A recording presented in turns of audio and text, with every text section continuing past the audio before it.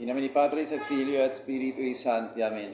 Pater noster, qui es in celi, sanctificetur nomen tuum, advenia regnum tuum, fiat voluntas tua, sicut in cielo et in terra. Panem nostrum quotidianum da nobis hodie, et dimitte nobis debita nostra, sicut nos dimittimus debitoribus nostris, et ne nos inducas in tentationem, sed libera nos a malo. Amen.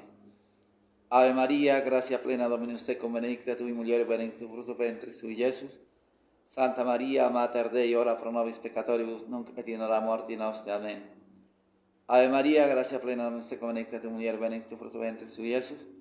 Santa Maria, Mater Dei, ora pro nobis peccatoribus, nunc et in hora mortis nostre. Amen. Ave Maria, gratia plena Dominus tecum, benedicta tui mulieribus, benedictus fructus ventris tui, Iesus. Santa Maria, Mater Dei, ora pro nobis peccatoribus, nunc et in hora mortis nostre. Amen. Gloria Patri et Filio et Spiritui Sancto, sicut erat in principio et nunc et in saecula saeculorum. Amen. Sante Micaelo Arcangelo, defendenos en prelio, contra nequitiam insidia diabolo est presidio. Imperire Deus supplicia de peccamur, tuque principe milicia celestis, Satanás aliosque spiritus malignos, la perdizione animale per vaganto del mundo, divina virtute in inferno detrude. Amén. In nomine Patris et Filio et Spiritui Sancti. Amén. Este video tiene como objetivo continuar con la catequesis. Recuerda que estamos en el primer artículo del credo. Creo en Dios Padre Todopoderoso. Yo soy el Padre José Manuel, me alegra que estén acá en el canal mirando este video. Ojalá que las personas que vienen por primera vez pues, se interesen por los videos anteriores. Este canal no está con la jerarquía actual de la iglesia, porque ellos no están con Jesucristo, ellos están con el proyecto global de una religión donde Jesucristo no existe, donde todo lo que se va a predicar es un Dios amor, un Dios ecuménico que acepta absolutamente todo y a todos. No hay pecado, no hay nada, no hay luz, no hay tiniebla, todo es luz, todo es sin Jesucristo nuestro Señor. Ahí está, por ejemplo, el caso que sucedió esta Semana Santa por allá en España, en una cadena de televisión. Disfrazaron a una mujer de la Virgen del Rocío para ella hablar ahí cosas de sexo y no sé más cosas. Eso no es una ofensa contra andaluces o contra no sé qué, eso es una cuestión, es una ofensa contra la Santísima Religión Católica, porque ustedes saben que la religión católica permite la representación de los misterios, ya sea pintados o esculpidos. Entonces eso es haciendo alusión a una escultura de la Virgen del Rocío, y disfrazar a esa periodista, colocarse ese disfraz, es una profanación de un misterio sagrado, por lo cual debería existir la excomunión para eso, y los obispos debían excomulgarla. Pero esos obispos no van a excomulgar porque todos esos son de la logia, todos son judíos, y ellos lo que quieren es llevar la iglesia a esa religión hacia la globalización, hacia la religión global. Entonces ellos no van a decir absolutamente nada, ni van a castigar a nadie, porque aquí ellos lo que quieren es que desaparezca la fe católica. Entonces todo el que venga y destruya y profane y se burle y haga mofa de todos los misterios sagrados, es lo que ellos esperan. Si lo hace el mismo Papa, pues ¿quién no lo va a hacer? Entonces no podemos estar en comunión con esa jerarquía. Por eso les decía que todas esas ceremonias con pólvora y todas esas cosas y todas esas imágenes, eso no sirve porque eso no tiene la esencia que es la divinidad en Cristo nuestro Señor. Debido a eso precisamente, pues entonces nosotros debemos tener claro que nosotros nos sujetamos al depósito de la fe. El depósito de la fe está contenido en la Sagrada Escritura, en la tradición de los Santos Padres. Ya vimos eso en la anterior catequesis. Y quiero entonces que tengamos bien presente respecto a la fe. Acuérdense que San Pablo dice, sin la fe no se puede agradar a Dios. Y la clementísima majestad de nuestro Rey y Señor Jesucristo lo dice también. ¿Acaso cuando el Hijo del Hombre vuelva a encontrar fe sobre la tierra? O sea, hermanos, ¿qué quiere decir? Que la fe se perderá. La gente sí tendrá una fe, pero una fe falsa, una fe mediocre, que no es la fe en Jesucristo, Dios humanado. Entonces vamos a hacer una pequeña catequesis sobre qué podemos saber nosotros de la fe. Dice, ya sabemos que fe es creer lo que no vemos, pero sabemos que Dios nos lo ha revelado. O sea, nosotros no somos testigos que podamos o no somos, no tenemos la capacidad de hacer tangibles esas definiciones, pero las creemos porque han sido reveladas por Dios. ¿Y quién nos sostiene que Dios las ha revelado? Pues están en la Sagrada Escritura y están en la tradición de los santos padres. Por eso tenemos que firmemente y fielmente adherirnos a la Sagrada Escritura, a la tradición de los santos padres. De esa manera guardamos el depósito de la fe y de esa manera mantenemos el catolicismo. Si no, no hay catolicismo, hermanos. Si ustedes solamente se siguen por la Biblia, ustedes son protestantes. Y si se siguen por los santos padres solamente, bueno, ahí ellos como siempre están con la Sagrada Escritura.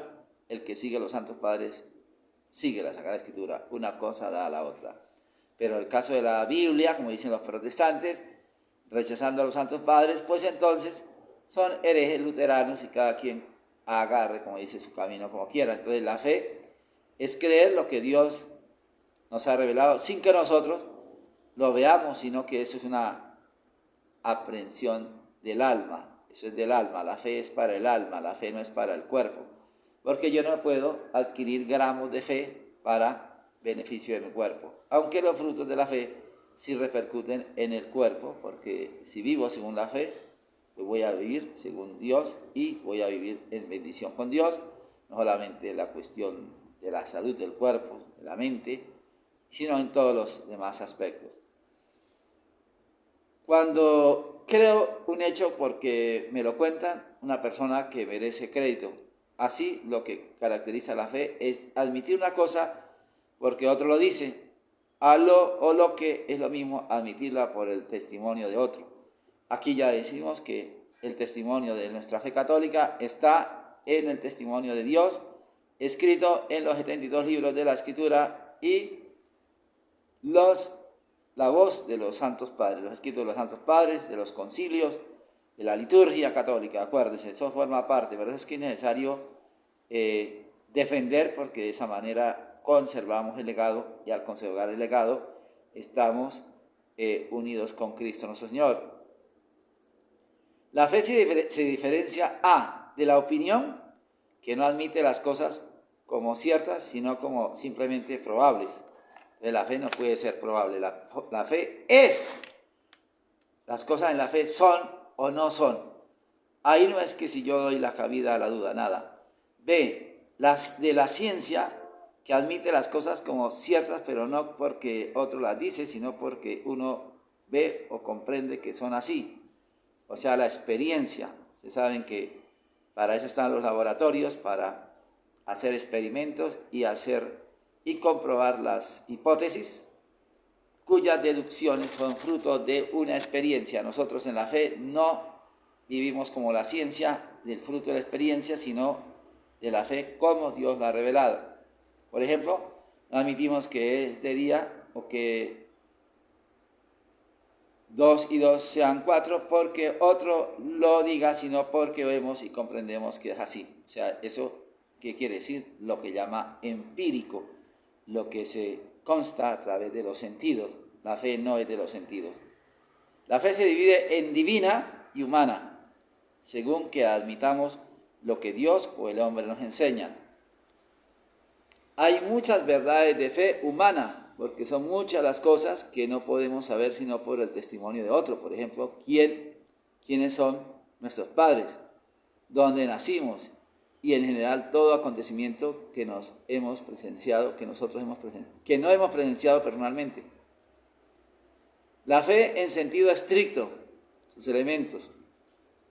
La fe en sentido estricto es una virtud sobrenatural, hermanos, acordémonos que para poder tener fe en Dios tenemos que recurrir a Dios para que nos dé la fe. Recuerde, la fe es un don de Dios, por eso es que acuerde que es una de las virtudes teologales.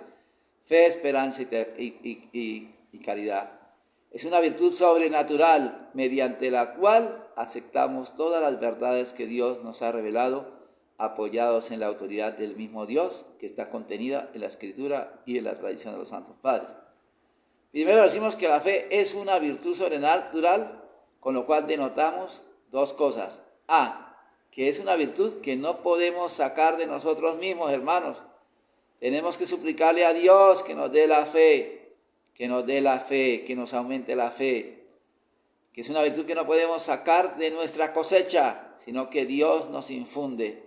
Por lo tanto, debemos por eso vivir humillados, pidiéndole a Dios que nos dé la gracia de la fe. Acuérdense lo que dice el Señor. No sois vosotros los que me habéis escogido, fui yo el que os escogí. Es un misterio. Dios escoge a los que quiere salvar. B, que está por sobre nuestra naturaleza, porque es sobrenatural. ¿Qué quiere decir sobrenatural? Que está sobre lo natural. Y no podemos exigirla como cosa que se nos debe. Tenemos que con humildad suplicar que nos aumente la fe. Señor, auméntame la fe. Señor, que crea. Señor, que te acepte como tú quieres ser aceptado por mi pobre fragilidad y por mi pobre pequeñez y mi tanta ignorancia y falencia. Tenemos pues que el principio de la fe es Dios quien la infunde en nuestras almas al recibir el santo bautismo. Por eso dice en el bautismo, ¿qué queréis al recibir el bautismo? La fe. La fe se recibe en el bautismo como inicio y plenitud de una virtud sobrenatural. El hábito de la fe lo recibimos en el bautismo, pero no podemos producir actos de fe hasta no tener uso de razón. Ya cuando la voluntad se adhiere a querer agradar a Dios, entonces ya empieza a ejercitarse la fe. De la misma manera que un árbol no puede producir frutos sino hasta su cabal desarrollo. Segundo, decimos luego que mediante la fe aceptamos, esto es, creemos todas las verdades que Dios nos ha revelado. Hermanos, por eso debemos creer es lo que la Sagrada Escritura diga, lo que los santos padres digan. No lo que venga nadie por aquí a inventar un perico palotes, a inventar lo que le venga a dar a lo que le den gana. Pues no, Señor, nosotros estamos obligados a creer esas cosas. Debemos estar obligados a creer lo que la Sagrada Escritura y los santos padres nos enseñan. Estas palabras denotan el objeto de la fe. Ella versa sobre las verdades de Dios, que Dios nos ha manifestado, imponiéndonos el deber de creerlas. Debemos creer lo que nos ha revelado. Tercero, decimos luego que creemos estas verdades apoyados en la autoridad del mismo Dios. ¿Que dónde está contenida esa autoridad? En la Sagrada Escritura y en la tradición de los santos padres. En la tradición de los santos padres y de la Sagrada Escritura. Estas palabras designan el motivo de la fe. Creemos por la autoridad de Dios que ha revelado y que no puede engañarse ni engañarnos. Por eso es que no hace falta nada de revelación, hermano. La revelación ya está cerrada. Ya nadie puede venir a cambiar la revelación. Ya nadie puede venir a suprimirla o a cambiarla por otra más nueva. Eso son fantasías de demonios. Esto es muy importante. No creemos por haber visto o porque comprendamos lo que se nos enseña. Creemos únicamente por la autoridad de Dios que nos merece todo crédito, pues siendo infinitamente sabio, no puede engañarse, y siendo infinitamente santo, no puede engañarnos. Por ejemplo, ¿por qué creemos nosotros en el Rey y Señor nuestro Jesucristo? Hermanos, una de las pruebas facilísimas es porque todas las culturas antiguas, los pueblos antiguos, por más remotos que sean, han tenido su religión, han tenido sus dioses. Pero el único pueblo que tuvo el conocimiento de Dios, porque Él mismo se lo reveló, fue el pueblo hebreo, el pueblo judío. Ese pueblo fue el único que adoró al ser por excelencia, a Dios, a Yahvé. Y ese Dios, como les he dicho a ustedes, Él se reveló a través de los profetas. En su palabra manifestó que iba a venir en forma de hombre a tomar carne para redimirnos, y ese hombre se llama Jesucristo, nuestro Señor. Eso es lo precioso de nuestra Santa Fe Católica, que viene desde las raíces más profundas de la espiritualidad más pura, hace miles de años allá en el pueblo de Israel, para caer en la cruz y derramar su sangre. Por eso el crimen de los israelitas es no haber aceptado al Cordero que fue enviado por el Padre. Nosotros los católicos sí creemos firmemente en las promesas que Dios hizo allá desde la creación del mundo, cuando maldijo a la serpiente, le dijo: pongo enemistad entre ti y la mujer, y ella te aplastará la cabeza. Y esa mujer, la Virgen Santísima, y esa enemistad es Jesucristo, nuestro Dios y hombre verdadero. Por eso creemos firmemente en la Escritura y la tradición de los santos padres, y que ese Señor, Dios bendito y eterno, Padre, Hijo y Espíritu Santo, no puede engañarse ni engañarnos, y que la Santa Iglesia Católica es la verdadera, pero siendo fiel al magisterio, no inventando. Dios mío, Señor, tenga piedad y saque esos engendros que están alterando la casa vuestra, convirtiéndola en cueva de Asmodeo y de todos los demonios. Señor, tenga piedad de nosotros. Estas verdades nos las enseña Dios por medio de la enseñanza infalible de la Iglesia, haciendo magisterio con los dos instrumentos que son Sagrada Escritura y tradición. Tenemos aquí el cuarto elemento de nuestra fe, o sea, el medio por el cual Dios hace llegar la fe hasta nosotros, la enseñanza de la Iglesia contenida en la Sagrada Escritura y en la tradición. Y así la Iglesia es maestra de todos los hombres, no solamente los católicos, ni todos los hombres. Por eso es que no podemos aceptar que la Iglesia, como lo están haciendo en esa religión de transición, convirtiendo la Iglesia en una ONG de la ONU. Entonces la ONU le va a decir: ustedes pueden enseñar esto, ustedes pueden rezar de esta manera, ustedes tienen que practicar esto. La ONU no tiene nada que ver en esto, porque la Iglesia fue fundada por Dios, como les he dicho, y Dios está sobre cualquier rey, presidente, consejo, cualquier revolución, cualquier cosa. Eso no tiene autoridad. La Iglesia es guiada por el Espíritu Santo, y la Iglesia es madre y maestra, y el que no hace y que crea que la Iglesia está sujeta a la ONU, maldito, porque está contra la obra de Dios. Es un impostor, es un farsante. Así lleve mitra, báculo, lleve lo que lleve y tenga millones de gente a su favor, son unos malditos renegados. La Iglesia es de Cristo y Cristo es Dios, y todo el que se oponga contra la Iglesia se opone contra Dios.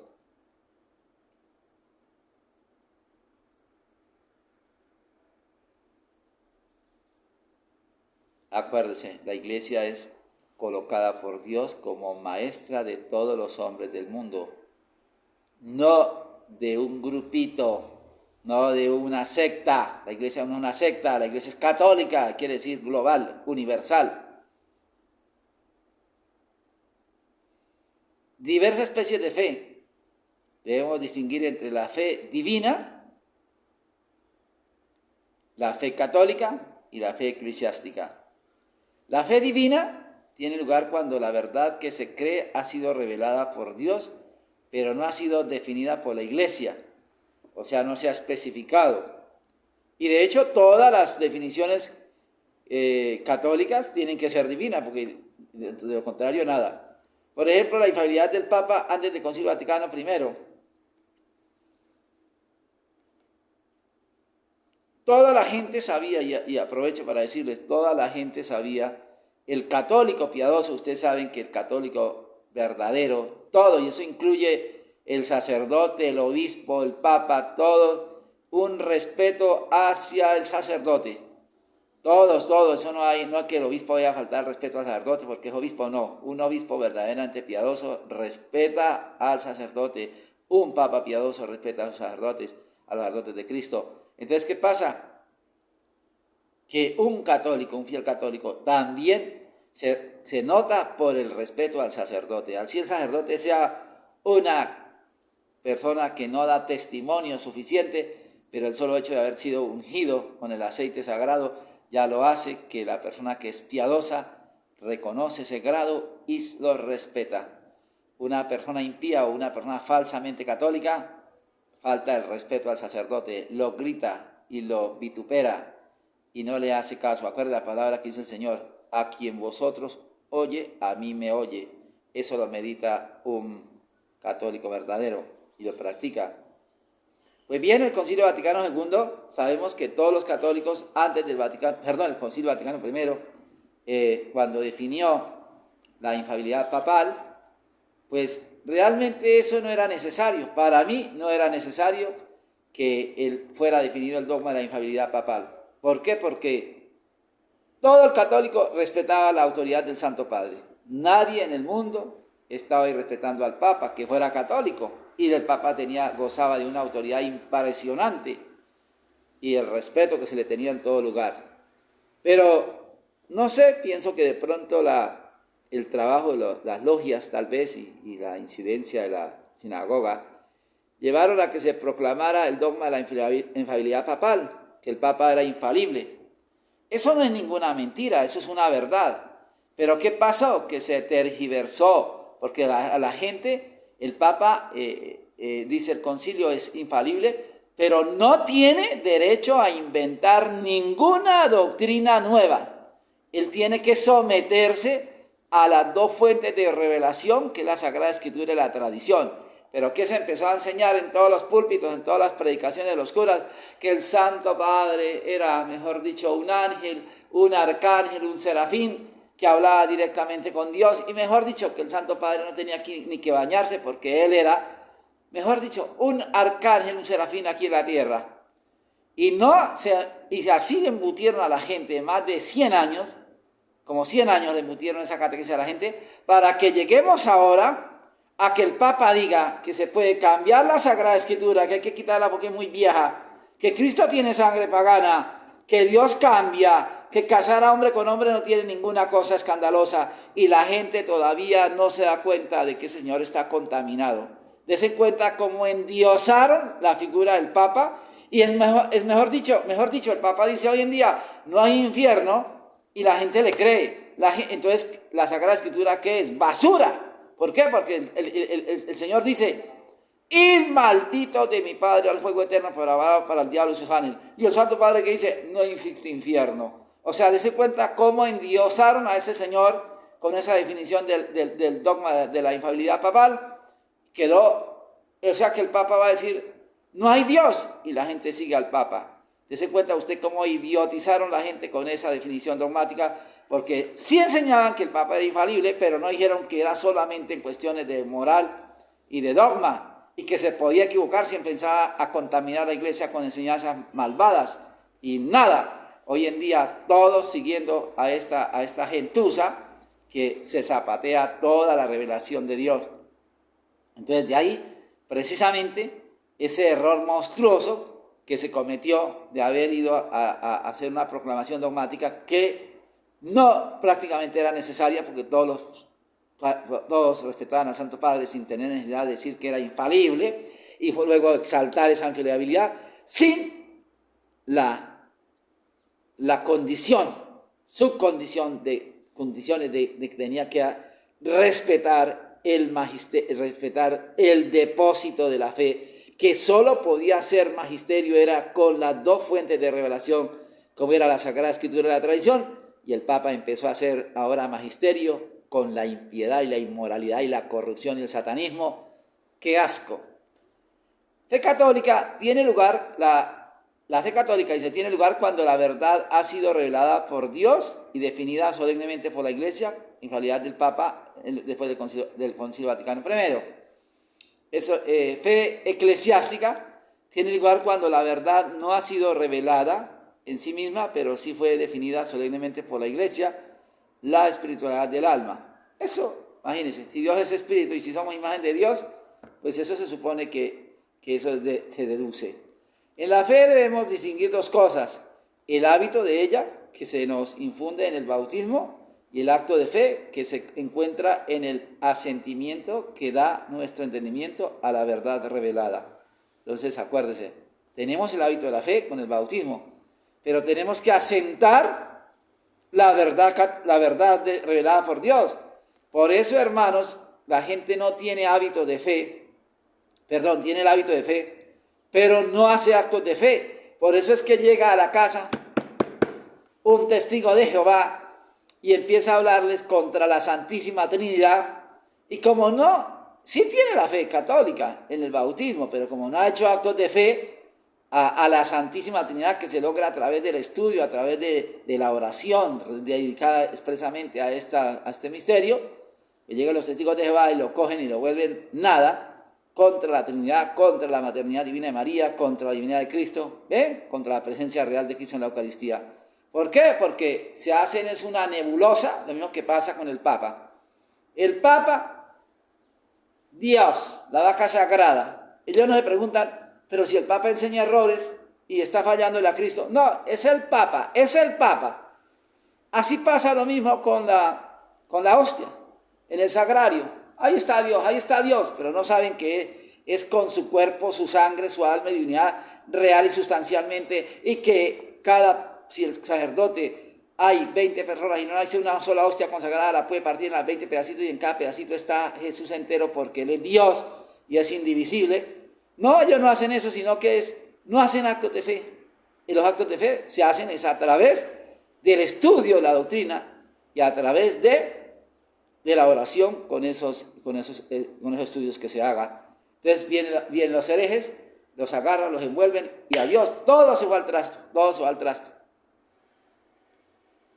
Conviene observar que los protestantes tienen una idea errada sobre la fe, pues para ellos la fe no es el asentimiento de nuestra mente, sino la confianza de que los méritos de Cristo nos sean aplicados. Confunden pues la fe con la esperanza. Eso sería para hablarlo otra vez sobre las características de la doctrina herética luterana y su supuesta espiritualidad. Eso es del demonio. Todas esas religiones, llámese protestantes, llámese testigos de Jehová, todo eso es puro demonio.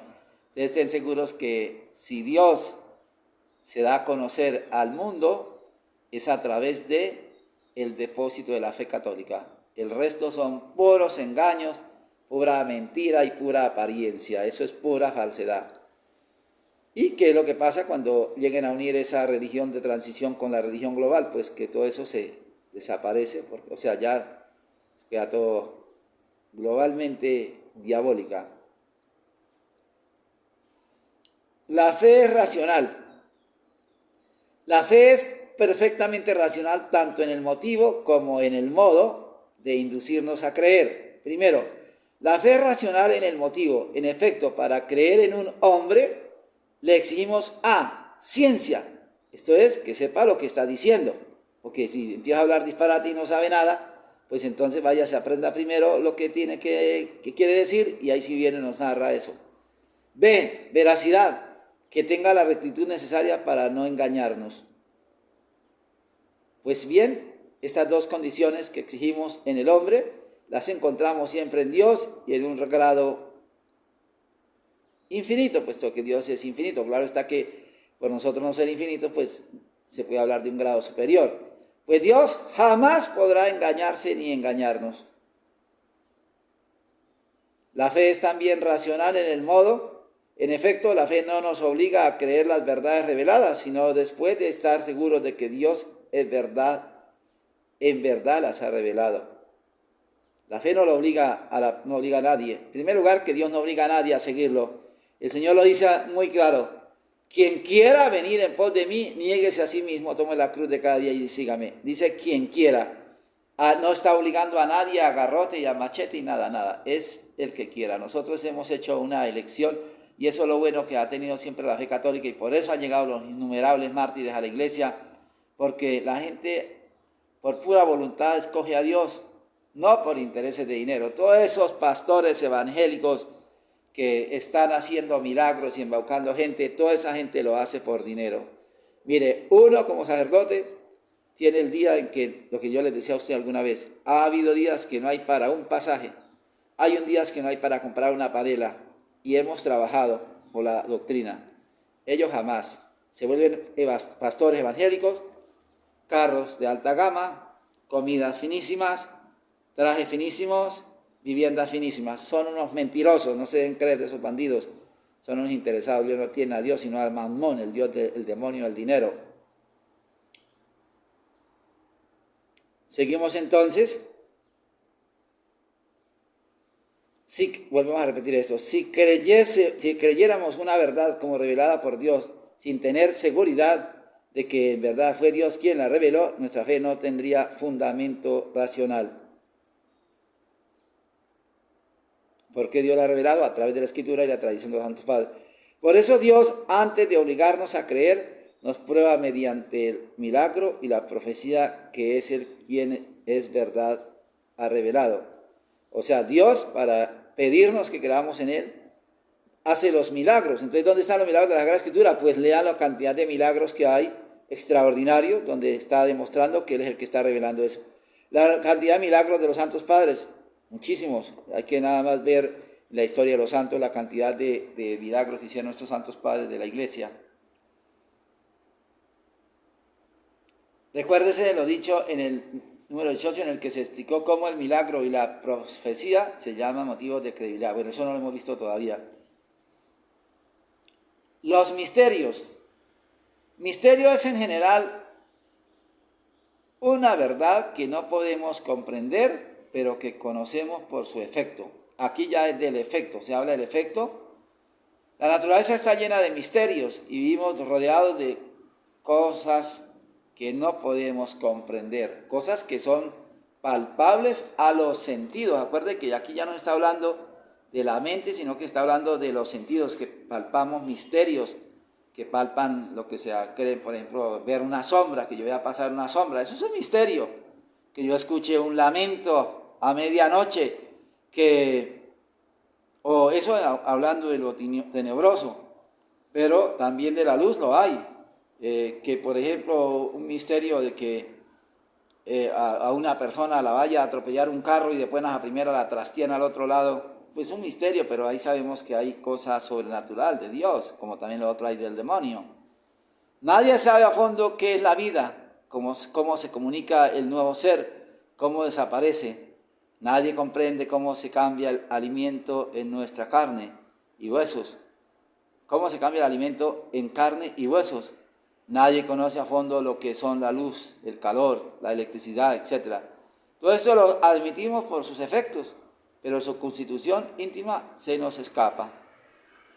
Misterio en sentido estricto es una verdad que no podemos comprender, pero que conocemos y creemos porque Dios nos lo ha revelado. Por ejemplo, el misterio de la Santísima Trinidad es un misterio, no lo podemos entender.